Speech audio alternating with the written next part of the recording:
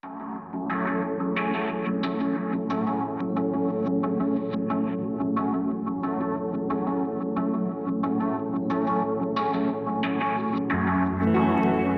este último programa del curso de Sin Distancias vamos a ocuparnos del presente y futuro de la Unión Europea.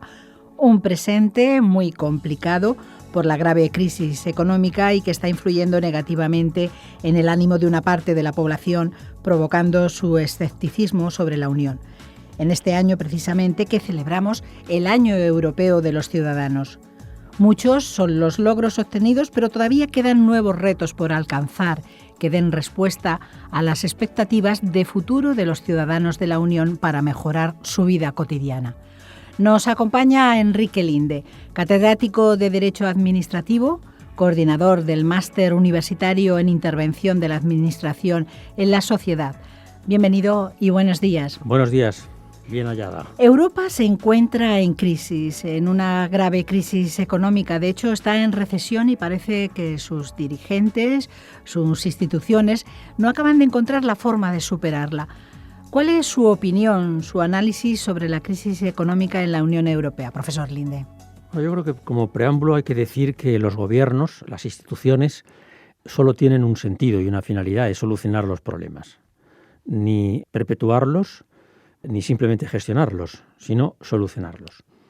Y sin duda nos encontramos en un momento histórico, ya largos 5 años, en que la crisis económica no está siendo resuelta. Ni a nivel europeo, el continente europeo, la Unión Europea prácticamente es la única zona del mundo que está en recesión económica. No obstante, nuestro enorme potencial científico, intelectual, humano. Y en el caso de España sucede lo mismo. Tampoco los gobiernos, tanto el anterior como este, están siendo capaces de solucionar el problema. Todos están un poco fijados en una posición que yo creo que es dogmática, que se está demostrando que es dogmática y que no lleva a ninguna parte. Y es que la solución de la crisis pasa exclusivamente por la contención del gasto. Esto es, con la revisión de las políticas nacionales, con la reducción de todas ellas, con la retirada un poco del estado de la sociedad. Y lo cierto es que estas políticas de contención del gasto están demostrándose que son ineficaces. Últimamente, por fortuna, justamente después de la llegada de Hollande, el presidente francés, el último presidente francés que releva a Sarkozy, parece que ha sido capaz de plantearse o plantear al resto de los socios que está muy bien el hacer ajustes fiscales, el adecuar el gasto a los ingresos, pero que eso no es suficiente, que es necesario estimular la economía de los distintos estados.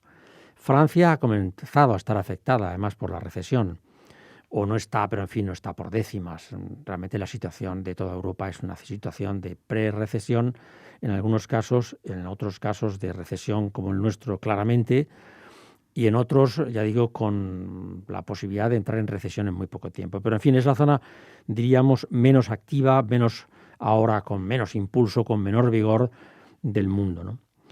Y claro, que la pregunta que me hacía debe responderse en el sentido de que muy eficaces no están siendo. Otra cosa es que exista esa varita mágica que sea capaz de sacarnos de la crisis. Pero si realmente después de 5 años de ajuste presupuestario, de reducción del gasto, no se consigue otra cosa que mayor reducción del gasto, mayor déficit, mayor deuda pública, pues todo parece indicar que es necesario cambiar el ritmo de las cosas y comenzar haciendo políticas de estímulo. Aunque estas no son nada fáciles, sobre todo no son nada fáciles cuando el déficit público es muy alto y cuando la deuda pública es también muy alta.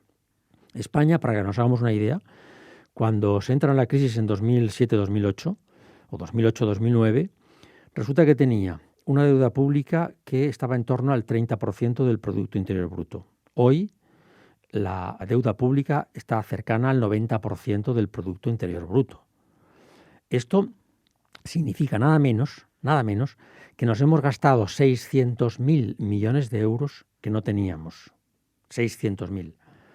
En déficit público, España tenía un déficit público inexistente en 2007, al contrario, había superávit fiscal, es decir, el Estado ingresaba más dinero que el que gastaba, y ahora nuestro déficit público, si contamos el préstamo hecho a los bancos, está por encima del 10%.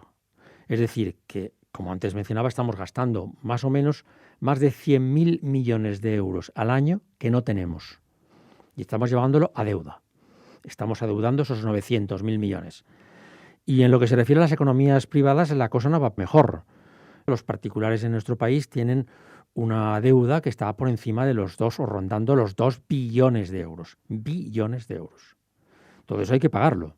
Desde luego, el pago va a producirse en un plazo muy largo, ¿no? Y por fortuna la economía española, el país tiene credibilidad, porque aunque debamos 900.000, aunque el Estado deba ya cerca de 900.000 millones de euros, cada vez que emite deuda pública en los mercados, compra deuda pública, compran tanto los operadores españoles como europeos como internacionales. Luego el país sigue dando confianza, porque solo se vende la deuda pública cuando el que la compra piensa que en algún momento determinado puede recuperar el dinero invertido.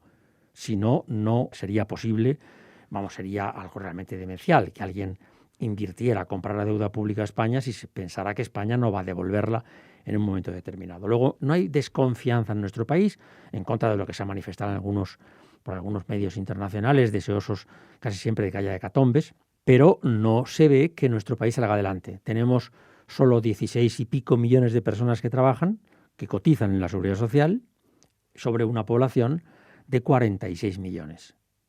Eso no es soportable, por eso hay que tomar medidas en materia de pensiones, y serán drásticas medidas y duras medidas para muchos colectivos, y por eso hay que reducir el gasto en tantos y tantos sectores, aunque yo creo que que el gasto, a mi juicio, yo no estoy de acuerdo con la reducción de gasto como está aplicándola el gobierno.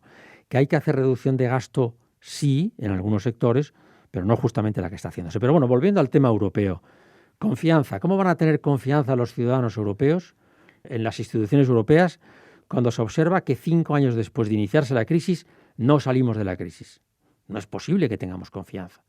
Y esto es un dato muy, muy negativo para la construcción europea, porque entonces aparecen euroescépticos importantes, sectores muy importantes. Está bajando en toda Europa la adhesión esa, digamos, espiritual, intelectual de los ciudadanos a Europa, está descendiendo en todos los países. En España quizá el que menos, curiosamente, aunque tengamos y soportemos una de las crisis económicas y financieras e institucionales más importantes de nuestra reciente historia, ¿no? Pero ya digo que está bajando esa actitud positiva hacia Europa. Están surgiendo partidos políticos ultraconservadores, antieuropeístas, xenófobos, etcétera, en toda Europa. Todo esto tiene repercusiones que son muy graves. Hemos visto estos últimos días como en Suecia, por ejemplo, un país que siempre se ha puesto de ejemplo como el paraíso de la socialdemocracia, del estado de bienestar, ha habido unos incidentes gravísimos en barrios periféricos de Estocolmo, que es una pequeña ciudad todavía. No estamos hablando de París o de Londres, megaurbes con más de 10 millones de habitantes. No, estamos hablando de Estocolmo, una población de cerca de 1 millón de habitantes o no más, ¿no? O menor incluso que eso. Bueno, pues ya graves problemas de integración de los jóvenes de origen no sueco. Y eso es muy grave, que empiece a haber esos problemas, porque Europa se ha caracterizado siempre por ser el continente de la solidaridad entre regiones, entre personas, ¿no? Europa es es la historia del éxito de los servicios públicos, de la igualdad, de la tendencia hacia la igualdad, de que todos tengamos la posibilidad de una educación superior excelente con independencia de nuestro origen social, de que todos tengamos una sanidad pública espléndida, de que todos tengamos un sistema de pensiones públicos adecuados, una protección social con múltiples servicios sociales importantes. Y todo esto está ahora en crisis. ¿Y todo esto es solamente la crisis económica o también una crisis de identidad de la Unión, de los propios países, de creerse más europeos? Bueno, yo creo que está todo unido al final. En un mundo como este globalizado todo es muy difícil separar los problemas, ¿no?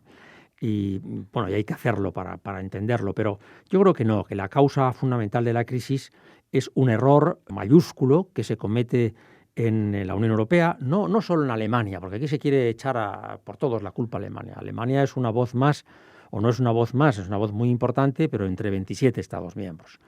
Y podía haberse evitado esa especie de, algo que se puede considerar incluso una especie de plaga ideológica consistente en considerar que la reducción del gasto, esto soluciona todos los problemas. Hay un ejemplo, o me gusta poner un ejemplo muy sencillo, es un enfermo tiene 2 enfermedades, tiene un constipado y tiene un problema de riñón. Y entonces lo que ocurre es que Alemania dice, vamos a curar el constipado porque curando el constipado se solucionan todos los problemas. Pero no, es que resulta que hay un problema de riñón.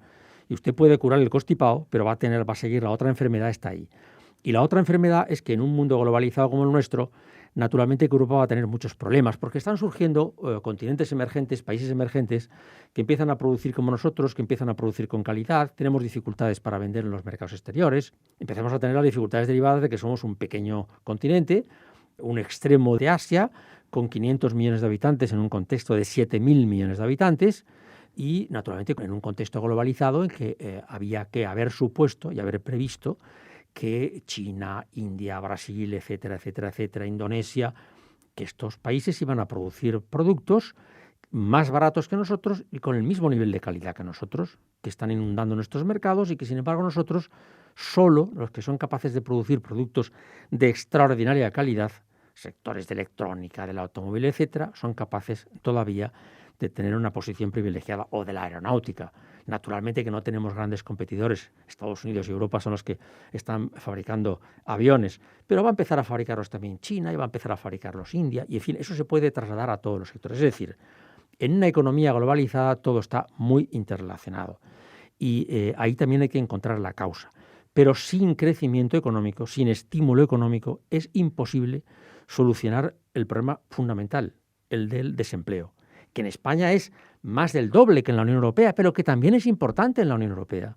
Es que en Alemania hay 3 millones y pico de parados. Claro, con una población de 83 millones, eso es una proporción muy inferior a la que tiene España, con nada menos que con 6 millones o una población de 46.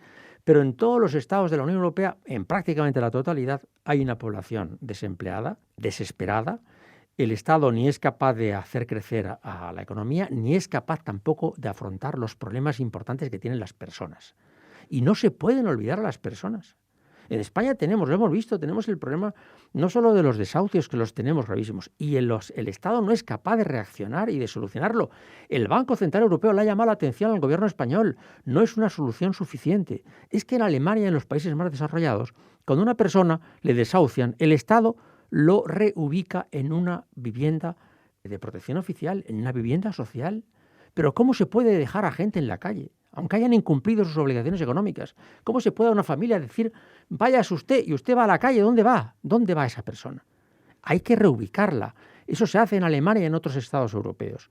Se están olvidando los gobiernos de las personas y están pensando en la macroeconomía. Hay políticos que dicen de una forma, me parece, desvergonzada eso, la mejor solución contra el desempleo es el crecimiento. Bueno, pero si usted no está haciendo crecer al país y además no se está enfrentando con las consecuencias dramáticas para las personas que tienen una situación como esta. Seguimos avanzando en el tema de la Unión. Evidentemente, la Unión Europea, su idea no es solamente ser una unión económica, sino que está orientada más hacia una unión política. Pero en estos momentos, ¿hacia dónde va esa construcción europea? Pues es una cuestión de la máxima actualidad, porque realmente nos encontramos en una situación en la que hay una división profunda en Europa. Un grupo de países, entre los que está Alemania, Francia, también España, sin duda alguna, quieren más unidad política y, sin embargo, hay otros que, al contrario, quieren que se retroceda. El caso del Reino Unido, con amenazas de convocar referéndums, de irse. Bueno, yo creo que la Unión Europea está cambiando algo muy importante ahora, y es que los estados importantes no están dispuestos a soportar el chantaje británico, porque es un auténtico chantaje lo que se está planteando. No se puede retroceder en la construcción y hay que ir a más unidad política. Claro, los británicos no están en la moneda única, no han estado en las últimas operaciones que se han hecho importantísimas, dirigidas, claro está, a la solución de la crisis, porque sí está, hay que decir entre paréntesis de lo anterior, que claro que el sistema financiero está afirmándose, está fortificándose de una forma realmente espectacular en la Unión Europea. Se están tomando medidas importantes en lo que se refiere a la solución de la crisis desde la perspectiva de la Unión Económica y Monetaria. Eso sí, pero no es suficiente. Pero volvamos al tema de la construcción. ¿Por qué hay que ir a una unión política? No es un capricho. Es porque somos, lo decía antes, un pequeño continente. Incluso en nuestra imaginación se puede decir que hemos imaginado que somos un continente, porque uno mira el mapa mundial y ve que somos un extremo de Asia, no hay tal continente. Pero en fin, somos un pequeño continente con solo 500 millones de habitantes en un mundo globalizado con 7.000 millones. para poder ser interlocutores en ese mundo globalizado, o estamos unidos políticamente o nadie nos escuchará. Y es importante que nuestra voz se pueda oír. Y no solo se pueda oír para defender nuestros intereses, sino para defender nuestro modelo de concepción político, jurídico, social. Esto es, un mundo solidario. Porque seguimos siendo el continente más solidario, más igualitario, en que hay mayor disfrute de derechos y libertades, en que hay un estado de bienestar más importante. Y eso tenemos que extenderlo a los demás, tenemos que propagarlo. Pero desde luego tenemos que, para empezar, ser oídos. Y para ser oídos tenemos que estar sentados en esa mesa en que van a sentarse Estados Unidos, China, India. Bueno, y nosotros tenemos que también poder sentarnos allí para decir cómo se construye el mundo, porque aquí hay que construir cada uno su país, hay que construir Europa y hay que construir el mundo. Sí, ¿qué influencia puede tener la Unión Europea en su política exterior? Si estuviéramos unidos, mucha, gran influencia. Si estamos desunidos, no.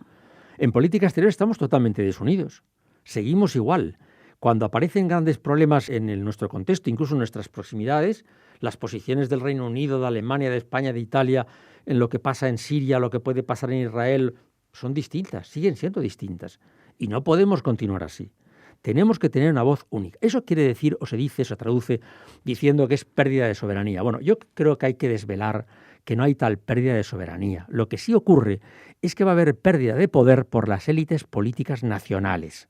Pero es que las élites políticas nacionales no son ninguna referencia importante que haya que conservar. Aquí la única referencia importante son los ciudadanos. Y a los ciudadanos no les interesa que haya unas élites políticas que por conservar poderes no dejan que se construya una unidad política europea que es la que nos puede sacar de nuestros problemas, de los nuestros, de los individuales, que son los relevantes de los ciudadanos europeos.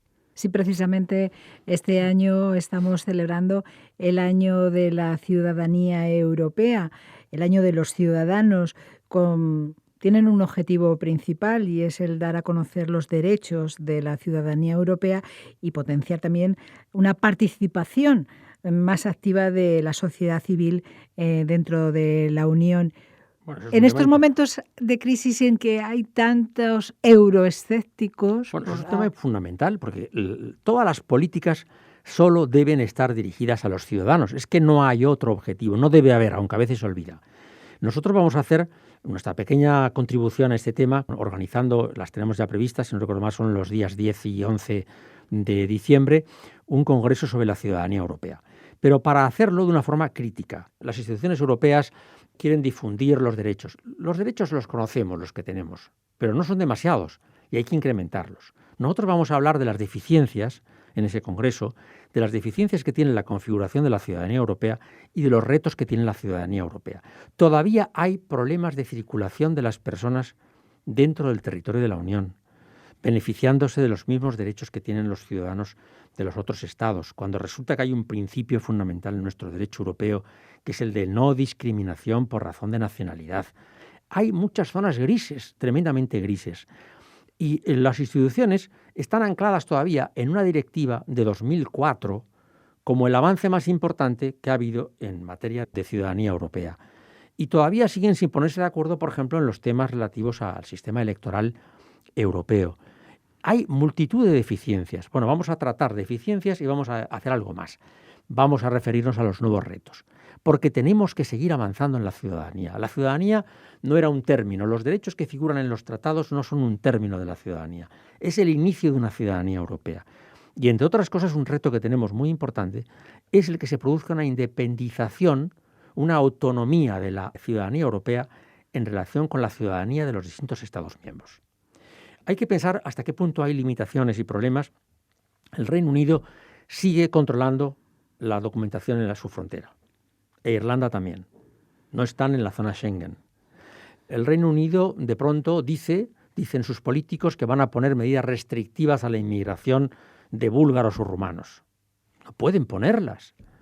Francia ha tenido problemas también con inmigrantes. Italia con inmigrantes. Ese es otro problema, el de los terceros países. Pero también con siempre tentaciones de los estados a empezar a poner limitaciones a los ciudadanos de la Unión. A los ciudadanos de la Unión, a la libre circulación. Claro que pueden haber problemas derivados, claro que como un ciudadano europeo cuando se instala en otro país puede disfrutar de un estado de bienestar importante, claro que pueden producirse o debieran producirse, hay algún sistema de compensación de las distintas economías de los distintos países. Pero es que si un ciudadano finalmente se instala en otro país, si contribuye en ese país con sus impuestos, si paga sus impuestos en ese país, ¿por qué no tiene que tener los derechos todos los mismos que tiene el ciudadano de origen de ese país? ¿Cómo es posible que un ciudadano europeo español se traslade a Francia y no pueda, cumpliendo algunos requisitos, votar en Francia en las elecciones generales, cuando está pagando sus impuestos allí? ¿Cómo es posible que ese derecho no lo tenga? Porque tiene derecho a participar en elecciones europeas y en elecciones locales, pero no en las elecciones generales, ni siquiera tampoco en las elecciones regionales de los estados alemanes. ¿Pero eso pasa en todos los estados de la Unión o no? Claro, esto pasa en todos los estados. Y esto, por ejemplo, es uno de los retos que tiene la ciudadanía europea. Si ese español va a trabajar en Francia, tiene que poder votar en las elecciones generales, porque claro que le afecta lo que decida el Parlamento francés, enormemente, o el Parlamento alemán si se pone a residir en Francia, en Alemania.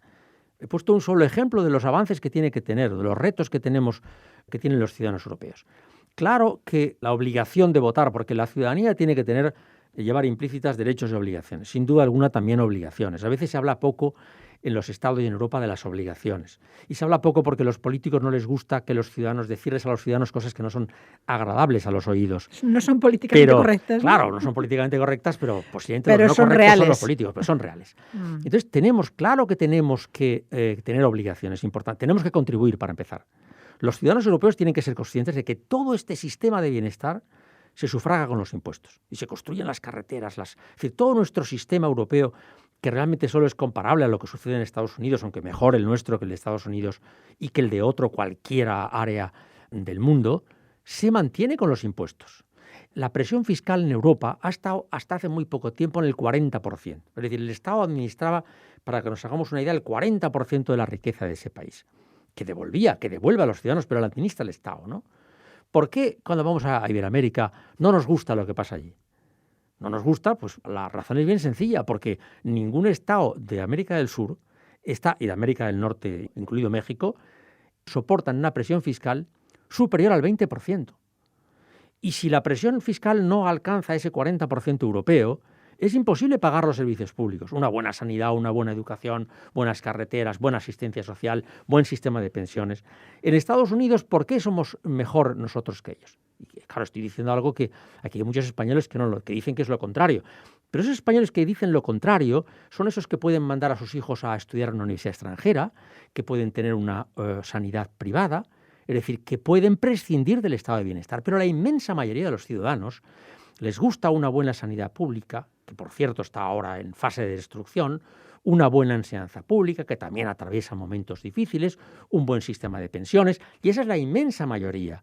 Claro que hay una minoría que no necesita seguridad pública, puede pagarse seguridad en sus urbanizaciones. Y se me puede decir que soy demagogo, pero no, estoy describiendo la realidad. Y hay algunos que naturalmente que pueden pagarse una sanidad privada y que pueden pagarse estudios de sus hijos en colegios privados españoles o extranjeros. Ese es el modelo norteamericano. Cada uno que afronte sus problemas. Páguese usted la seguridad, págase usted la sanidad, págase usted la educación y págase usted las pensiones. Pero eso no es nuestro modelo y Europa debe preservar ese modelo. Debemos preservarlo. Es un gran descubrimiento, es un gran hallazgo. Es el hallazgo de la solidaridad. Sigamos siendo solidarios. Y ya para finalizar, profesor Linde, ¿qué otros retos más le podemos pedir a la Unión Europea para que siga avanzando? Bueno, yo creo que el reto en relación con los ciudadanos, que deben ser el centro de todas las políticas, desde luego hay un tema fundamental que no está cumpliéndose en ningún país, pese a lo que se dice, y es el de la transparencia. Todo aquel que maneja fondos públicos, todos sin excepción, tiene que rendir cuentas a los ciudadanos de cómo se ha gastado esos fondos públicos. Y que Europa imponga y que se imponga en todos los países esa rendición de cuentas a los ciudadanos. No hacía falta en España ninguna ley. Estamos en una especie ahora de confusión. Es que la ley de transparencia no hace falta.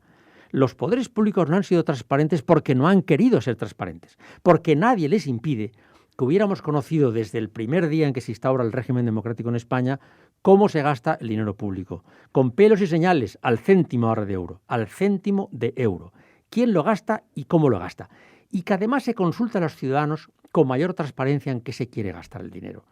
Porque ocurre con el presupuesto de la Unión y ocurre con los presupuestos nacionales algo que es dramático, y es que realmente la gente no lo entiende, no los entiende esos presupuestos. Y hay que explicarlos. Y no se explican porque yo tengo la sospecha íntima de que los poderes públicos no quieren que los ciudadanos realmente se enteren en qué se gasta el dinero. Y los ciudadanos cada vez se exigen más y creen menos también en la clase política. Claro, y deben exigir más. Y ahí puede estar la regeneración de la clase política, que hace falta. Se ha alejado claramente la clase política de los problemas de los ciudadanos. No están solucionando los problemas de los ciudadanos. No están escuchando a los ciudadanos. Y no me refiero a movimientos más o menos organizados, que hay que escuchar también. Me refiero a los ciudadanos en general.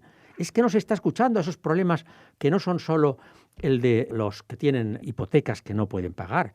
Es que dicen continuamente que cada vez hay más colas en los comedores de Cáritas y otro tipo de organizaciones sociales de esa naturaleza.